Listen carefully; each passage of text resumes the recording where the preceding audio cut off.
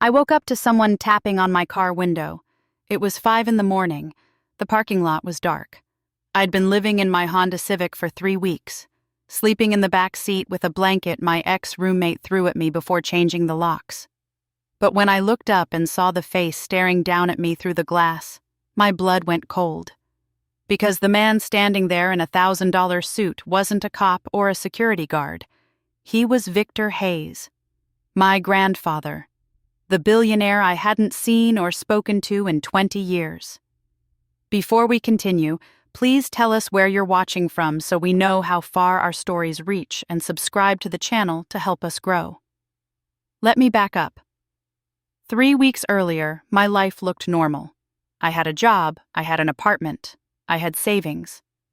I was Natalie Hayes, a 42-year-old data analyst for a mid-sized insurance firm. I wasn't rich, but I was stable. I paid my bills on time. I helped my mother when she asked, which was often. My mother, Patricia, called me every month with a new crisis. The water heater broke. The car needed new tires. Her medication cost more than expected. I sent money every single time, because that's what good daughters do, right? You help your family, even when your family never helped you. The day I lost my job started like any other day. I went to work. I made my reports. I had lunch at my desk. Then at 3 o'clock, my manager called me into his office. The company was downsizing. Budget cuts. Last hired, first fired.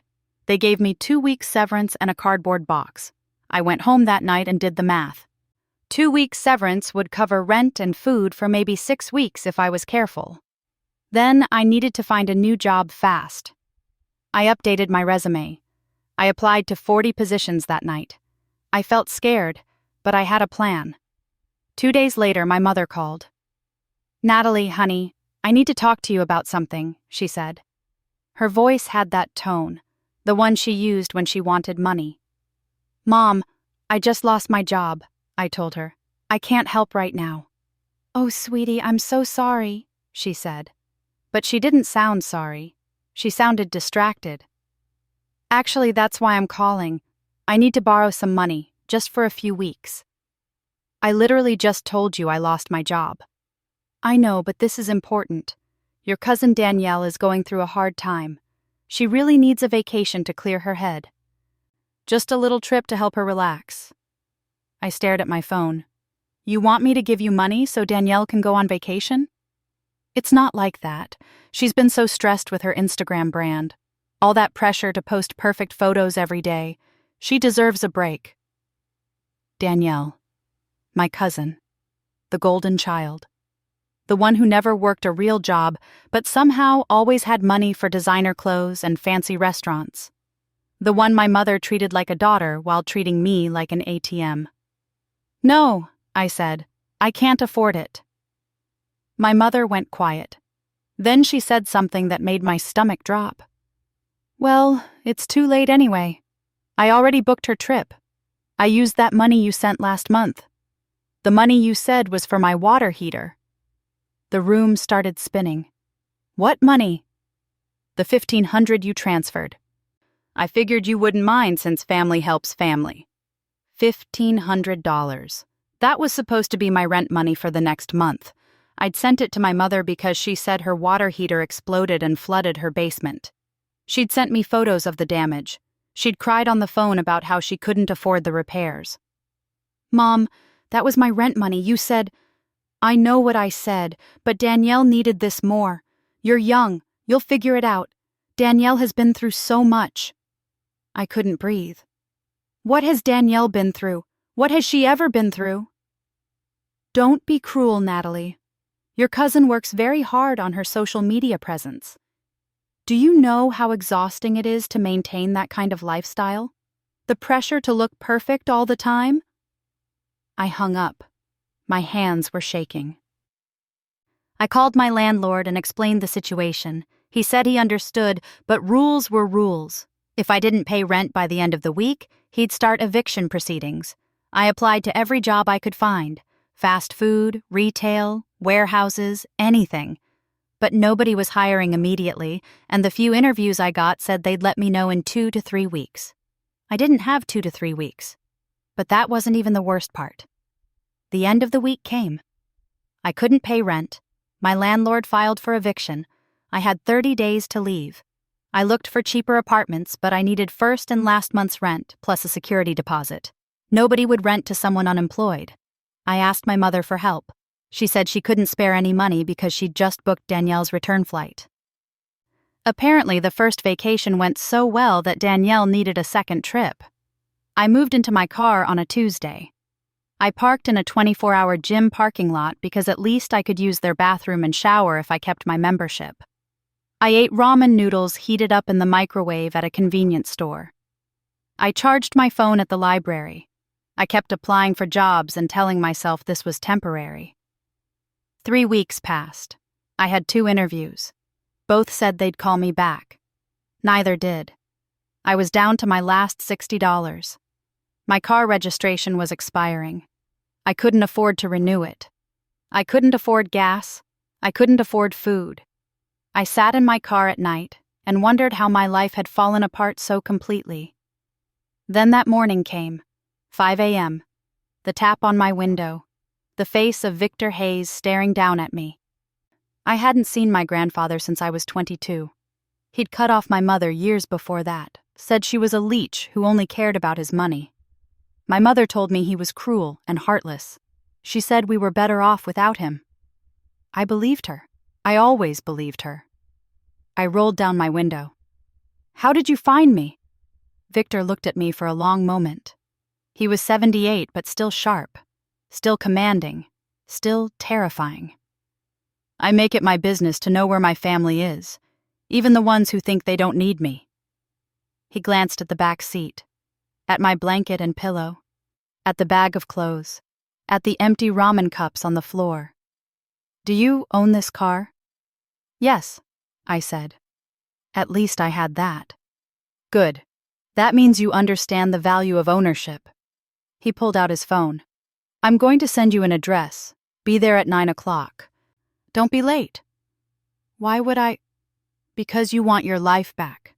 Because you're tired of sleeping in parking lots. Because you're smarter than your mother ever gave you credit for." He started to walk away, then turned back. "And because I'm about to give you a chance to prove you're a Hayes, not a leech." He left. 30 seconds later, my phone buzzed with an address and a message. "Prove you're worth saving. You have 72 hours. I sat there staring at my phone. Part of me wanted to delete the message and forget this happened. Victor Hayes had never been part of my life. Why should I trust him now? But another part of me, the desperate part, the part that was so tired of eating ramen and sleeping in a car, thought maybe this was the lifeline I needed. At 8:30, I drove to the address. It was an office building in the warehouse district, small, run down. The sign said Hayes Distribution Services. I'd never heard of it. I parked and walked inside. A man in his 40s sat behind a desk covered in papers. He looked exhausted. "Are you Natalie?" "Yes." "Thomas Warren. I manage this place, or what's left of it."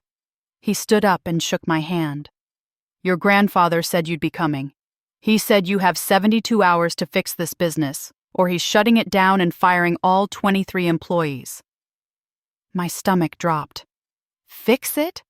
I don't know anything about distribution services. Neither do I, apparently.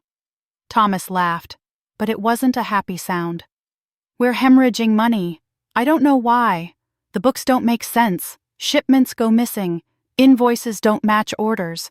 I've been trying to figure it out for 6 months, but I'm just a warehouse manager, not an accountant." He handed me a folder. "Your grandfather said you're an analyst. He said if anyone can find the problem, it's you." I opened the folder. Financial statements, shipping logs, employee records. My head started spinning. This wasn't a 72-hour job. This was a 6-month forensic audit. But then I thought about my car, about ramen noodles, about my mother funding Danielle's vacation with my rent money, about 23 people who were about to lose their jobs if I walked away. "Okay," I said. "Show me everything." I didn't sleep for the next 48 hours. I lived in that office. Thomas brought me coffee and sandwiches while I tore through every document in the building. Shipping manifests, vendor contracts, payment records, bank statements going back 3 years. My eyes burned. My brain felt like mush, but I kept finding the same pattern over and over, and what I found made me sick. The money wasn't just disappearing, it was being stolen. Systematically, professionally, by someone who knew exactly what they were doing. Here's how it worked. Hayes Distribution Services shipped products for 12 different companies. Normal business. But hidden inside those normal shipments were fake invoices, phantom orders that never existed. The fake orders got charged to real clients. The clients paid. The money went into the business account. Then it got transferred out to something called consulting fees for a company named Caldwell Advisory Solutions. I'd never heard of Caldwell Advisory Solutions, so I looked it up. It was registered in Delaware. No website, no phone number, just a P.O. box and a name. Richard Caldwell. "Do you know anyone named Richard Caldwell?" I asked Thomas. His face went pale. "That's Mr. Hayes' senior advisor. He manages a lot of your grandfather's business holdings. He's been coming here once a month to review our books." My stomach turned. He reviews the books? The same books where money is being stolen? Yeah. He always says everything looks fine.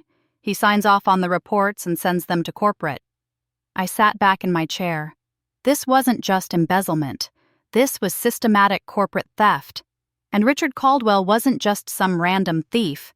He was my grandfather's trusted advisor, the man Victor relied on to manage his empire. But I needed proof, real proof, not just suspicious transfers. I needed to connect the dots in a way that couldn't be denied. I spent the next 12 hours building a forensic timeline, every fake invoice, every phantom order, every suspicious transfer. I cross-referenced dates and amounts. I pulled bank records. I found shipping logs that didn't match invoices. I found invoices that didn't match payments. And slowly, a picture emerged. Over the past 3 years, Richard Caldwell had stolen nearly $2 million from Hayes Distribution Services alone. And if he was doing it here, he was probably doing it everywhere. I called my grandfather at hour 67. I had 5 hours left before my deadline. "Did you find it?" Victor's voice was sharp, direct. "Yes, Richard Caldwell is embezzling. I can prove it." Silence. Long silence. Then, "Show me." 30 minutes later, Victor walked into the warehouse. He didn't look surprised. He didn't look angry. He looked like a man who'd been waiting for confirmation of something he already suspected. I laid out everything: the fake invoices, the phantom orders, the transfers to Caldwell Advisory Solutions, the timeline showing exactly when each theft occurred, the total amount stolen. Victor studied my work for 20 minutes. He didn't speak. He just read. When he finished, he looked at me with an expression I couldn't read. "You did this in 72 hours?" 67, actually. He almost smiled. "You're better than I thought." He pulled out his phone and made a call. "I need you in my office tomorrow morning, 9 a.m. sharp, and bring your mother." My blood went cold. "Why my mother?" Victor hung up the phone and looked at me. "Because Richard Caldwell isn't working alone. He's been funneling money to several people in the family. People who think they deserve my wealth without earning it. People who've been living off stolen money for 3 years. The room started spinning. "What are you saying?" "I'm saying your mother has been receiving monthly payments from Caldwell Advisory Solutions. $5,000 a month for the past 3 years. So has your Uncle Gerald. So has your Aunt Virginia. So has your precious cousin Danielle." I couldn't breathe. $180,000. That's how much my mother had received. While I was sending her my rent money, while I was losing my apartment, while I was sleeping in my car. "Why didn't you stop them?" I whispered. "Because I wanted to see how far they'd go, how greedy they'd become, and I wanted to see if anyone in this family had a spine." He picked up my forensic report. "Congratulations." You just proved you're the only Hayes worth saving. He walked toward the door, then stopped. Tomorrow morning. My office. I'm making some changes to my estate plan. The family won't be happy, but I think you'll enjoy watching their faces when they realize their golden goose just died. If only I had known what was coming. The next morning, I showed up at Victor's office building downtown. It was massive, 30 floors of glass and steel. The Hayes Empire. I'd never been inside. My mother always said Victor banned us from his properties. Apparently that was a lie too. The receptionist sent me straight to the top floor.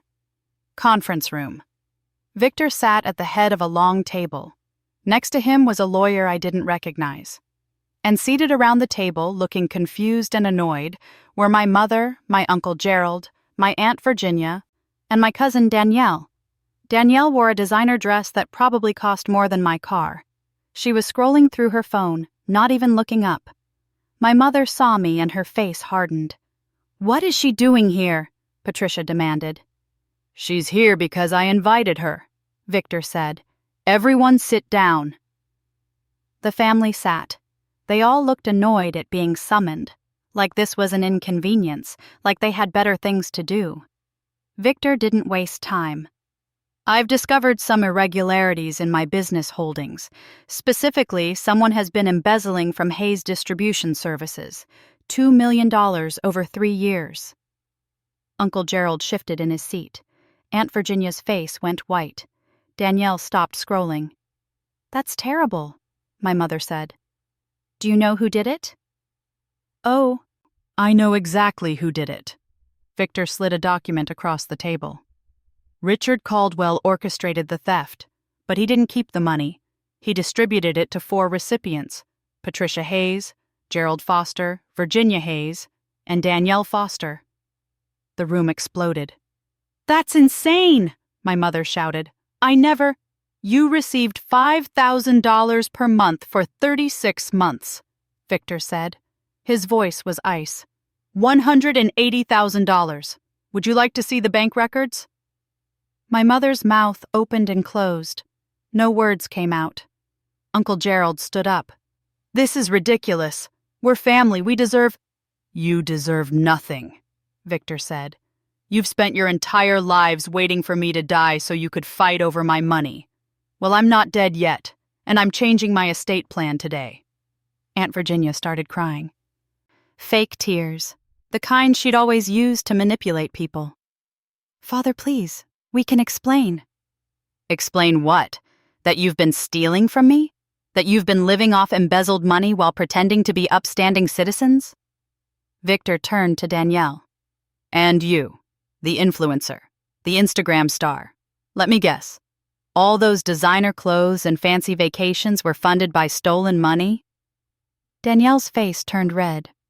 "Grandpa, I didn't know where the money came from. Mom just said you wanted to help me with my career." "Your career?" Victor laughed. It was a cold sound. "Taking selfies isn't a career. It's narcissism with a smartphone." I sat there in shock. This was really happening. My family had been stealing from Victor for 3 years, and they'd done it while I was struggling, while I was sending my mother money, while I was losing my home. But that wasn't even the worst part. Victor pulled out another document. "Richard Caldwell will be arrested this afternoon. The FBI has been building a case against him for 6 months, but he's not the mastermind. He's just the tool." He looked directly at my Uncle Gerald. "You want to tell them, or should I?" Gerald's face went gray. "I don't know what you're talking about." "No? Then let me explain." Victor stood up. "Gerald approached Richard Caldwell 3 years ago with a proposal. He said the family deserved a larger share of my wealth. He said I was hoarding money while they struggled. He convinced Richard to set up the embezzlement scheme and promised him a percentage, 20% of everything stolen. Richard agreed because he's greedy. And Gerald agreed because he thinks being born a Hayes means he's entitled to my fortune." My mother was shaking. "Gerald, tell him that's not true." But Gerald didn't deny it. He just sat there, staring at the table. Victor wasn't finished. "Here's what's going to happen. Richard Caldwell goes to prison. The four of you will repay every cent you stole plus interest, or I'll prosecute you too. Your monthly allowances are terminated immediately. Your trust funds are dissolved. Your access to any Hayes properties or resources ends today. And my estate plan now names exactly one heir. He turned to me. Natalie will become Chief Operating Officer of Hayes Industries, effective immediately. And upon my death, she inherits everything. The room erupted in chaos. My mother screamed. Gerald slammed his fists on the table. Virginia sobbed. Danielle threw her phone across the room, and I just sat there, frozen, as my entire world flipped upside down, because I'd just become the target of every person in my family. My mother lunged across the table at me. "You conniving little snake! You planned this!" Security guards appeared from nowhere and grabbed her arms. She screamed and thrashed while they dragged her toward the door. Gerald stood up like he was going to do something, but one look from Victor made him sit back down. Aunt Virginia kept sobbing into her hands, and Danielle stared at me with pure hatred in her eyes. "This isn't over," Danielle hissed. "You can't just steal our inheritance." "I didn't steal anything," I said quietly. "You did." Victor dismissed them all. Security escorted my mother, Gerald, Virginia, and Danielle out of the building. Their screaming echoed down the hallway until the elevator doors closed. Then there was silence. I sat there shaking. Victor poured himself a drink from the bar in the corner. "You handled that well." "I didn't handle anything. I just sat here." "Exactly. You stayed calm while they fell apart. That's leadership." He handed me a folder. "This is your employment contract, Chief Operating Officer. Salary, benefits, company car. You start Monday." I opened the folder. The salary was more money than I'd made in 5 years combined. "Why are you doing this?" "Because you're the only person in this family who understands the value of work. Everyone else thinks money appears by magic." He sat down across from me. "I'm 78 years old. I need someone who can run this empire when I'm gone. Someone smart. Someone hungry. Someone who won't squander everything I've built." "But you don't even know me." "I know enough. You spent 3 days living on coffee and determination to solve a problem nobody else could solve. You didn't quit even though you had every reason to. That's all I need to know." I signed the contract. What else was I going to do? Go back to sleeping in my car? The next 3 months were chaos. I moved into a company apartment downtown. I bought new clothes. I learned the business. Victor introduced me to department heads, investors, board members. Some treated me with respect. Others treated me like an imposter who didn't deserve to be there. My family didn't give up. They hired lawyers. They contested the estate plan. They spread rumors that I'd manipulated a senile old man. They sent me threatening emails and voicemails. My mother called from different numbers, crying and begging, then screaming and cursing when I didn't answer. But their legal challenges went nowhere. Victor's lawyers were better. The evidence of embezzlement was ironclad. The FBI arrested Richard Caldwell. He confessed to everything and named Gerald as the mastermind. Gerald hired a criminal defense attorney. The whole family was imploding. I thought I'd feel satisfied. I thought watching them face consequences would feel like justice. But mostly I just felt empty. These were the people who were supposed to love me, and they'd spent years using me as their personal ATM while stealing from Victor behind his back. I threw myself into work. I reviewed every business holding in the Hayes portfolio: distribution services, real estate, manufacturing, investments. The empire was massive, and the deeper I dug, the more problems I found. Hayes Industries had 17 subsidiary companies. 6 of them were losing money, not because of embezzlement, just because of bad management. Outdated practices, poor leadership. Nobody had been paying attention because everyone assumed Victor's money was infinite. I started making changes. I replaced managers, I renegotiated contracts, I closed unprofitable divisions and invested in promising ones. Victor watched me work and said nothing, just nodded occasionally. Sometimes I caught him smiling. 3 months in, I got a call from Aunt Virginia. She sounded desperate. "Natalie, please, I need to talk to you. Just coffee, please. I almost said no, but curiosity won. I met her at a cafe downtown. She looked terrible. Dark circles under her eyes, clothes that didn't fit right anymore. Like she'd lost weight. "Thank you for meeting me," she said. Her hands shook as she held her coffee cup. "I know you hate us. You have every right to." "What do you want, Virginia?" "I want to explain. I want you to understand why we did what we did. You stole $2 million. What's there to understand?" She looked down at her cup. "Your grandfather cut us off 30 years ago. Did you know that? He said we were parasites. He said if we wanted his money, we needed to earn it. But none of us knew how to earn it. We were raised to be Hayes heirs, not Hayes workers. So we struggled. For decades. We worked regular jobs. We lived in regular houses. And we watched Victor build his empire while we had nothing. So you thought you deserved his money just for being related to him?" "Yes," she said simply. "We did. We thought being his children meant we deserved a share. When Gerald came up with the plan, it felt like justice, like taking back what was ours." I stared at her. She actually believed this. She actually thought stealing was justified because she was born into the right family.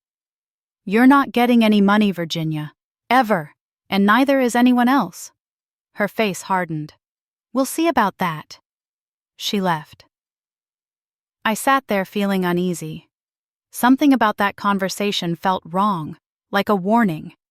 What I didn't know was that the family was planning one final move. 2 weeks later, I walked into a surprise board meeting. Victor had called it. Emergency session. Mandatory attendance. I arrived to find all 12 board members seated around the table, and sitting in the visitor chairs were Patricia, Gerald, Virginia, and Danielle. My stomach dropped. Gerald stood up. "Thank you all for coming. We've called this meeting to address serious concerns about Victor Hayes' mental competency and the legitimacy of his recent estate planning decisions." "Sit down, Gerald," Victor said coldly. "No, Father. We've stayed silent long enough. You've handed your entire empire to a woman with no business experience. A woman who was sleeping in her car 3 months ago. A woman who manipulated you during a vulnerable time in your life." The board members shifted uncomfortably. I could see some of them nodding slightly. "We're petitioning the board to declare you mentally incompetent and install Danielle as temporary trustee until proper psychological evaluation can be completed." My mother stood up. "We have evidence that Natalie has been isolating Victor from his family, that she's been controlling his medications, that she's been feeding him lies about us to secure her own position." It was a coup, a calculated boardroom coup, and from the looks on some board members' faces, it was working. Victor smiled. It wasn't a kind smile. "Is that so? Well, let me show you all something interesting." He pressed a button on the remote in his hand. A screen lowered from the ceiling. Video footage appeared. It was Gerald, in Richard Caldwell's office. 3 years ago. The audio was crystal clear. "Listen, Richard, my father is sitting on billions while we get nothing. He's too cheap to help his own family, but we can fix that. You've got access to the subsidiary accounts. You skim a little here and there, distribute it to us, and take your cut. He'll never notice, and even if he does, he can't prove anything." The room went silent. The video continued. More meetings, more planning. Gerald laughing about how stupid Victor was. Richard talking about how easy it was to steal from a senile old man. Then the video switched. It was my mother, at Virginia's house, 6 months ago. "The lawyer says if we can prove Victor's mentally incompetent, we can contest everything. Danielle just needs to play the sweet granddaughter. Make him think she cares. Then when he's vulnerable, we make our move." Danielle appeared on screen. "What about Natalie?" "Forget Natalie. She's weak. She'll never fight back. Once Victor's declared incompetent, we'll shut her out completely." The video ended. The conference room was dead silent. Victor stood up. "I've been recording everything for 3 years. Every conversation, every scheme, every lie. The FBI has copies, my lawyers have copies, and now the board has copies. He turned to Gerald. You called me senile. You called me vulnerable, but I was 10 steps ahead of you the entire time. Gerald's face was purple. You can't. Get out, all of you. You're banned from every Hayes property. If you contact me or Natalie again, I'll release these videos publicly. Now get out. Security appeared. My family was escorted out. Again. But this time, they went quietly. Defeated. Broken. The board voted unanimously to support Victor's estate plan. I should have felt victorious, but something still felt wrong. That night, Victor called me to his office, just the two of us. He poured 2 drinks and handed me one. You did well today, he said. I didn't do anything. You had everything prepared. Yes, I did. He sat down heavily. He looked tired, old. Natalie, I need to tell you something, and you're going to hate me for it. My heart started pounding. What? Your job loss 3 months ago. That wasn't random. I arranged it. The room tilted. What? I needed to see what you were made of. I needed to see if you'd survive when everything was taken away. So I made some calls. I got you fired. I watched you struggle. I watched you move into your car. I watched your mother steal your rent money, and I didn't stop it. He looked at me with something like regret. Because I needed to know if you were strong enough to inherit my empire. I couldn't breathe. You did this to me? On purpose? Yes. Every test, every challenge. All of it was orchestrated. Even finding you in that parking lot wasn't an accident. I'd been watching you for weeks, waiting for the right moment. I stood up. My hands were shaking. You let me sleep in my car. You let me starve. You let my mother steal from me. You watched me suffer because you wanted to test me? Yes. That's psychotic. That's survival. Victor stood up and walked to the window. In 1962, my father gave me $100 and told me to build something or starve. I was 18 years old. I slept on park benches. I ate from trash cans. I worked 3 jobs. And I built this empire from nothing because I had no other choice. You needed that same fire. You needed to understand what it means to fight with nothing, because one day someone will try to take everything from you again. And when that day comes, you'll know you can survive it. I wanted to scream. I wanted to cry. I wanted to walk out and never come back. But I didn't. Because somewhere deep down, I understood. Victor hadn't been cruel. He'd been preparing me, hardening me, making sure I was strong enough to handle what was coming. I hate you for this, I said. I know, but you're still here. That's all that matters. He turned to face me. You're my heir, Natalie. Not because of blood, but because you earned it. Everything I own will be yours, but you had to prove you deserved it. I left his office that night knowing everything had changed. I'd won. I'd secured my future. I'd destroyed my toxic family. But the victory tasted like ashes. Because I'd been a pawn in Victor's game the whole time, a test subject, an experiment to see if I'd break. I didn't break. I survived. I won. But I'd never forget the price I paid to prove I was worthy. That's the end of this story. If it touched your heart, please leave a like and subscribe. Have you experienced something similar? Share your story in the comments below.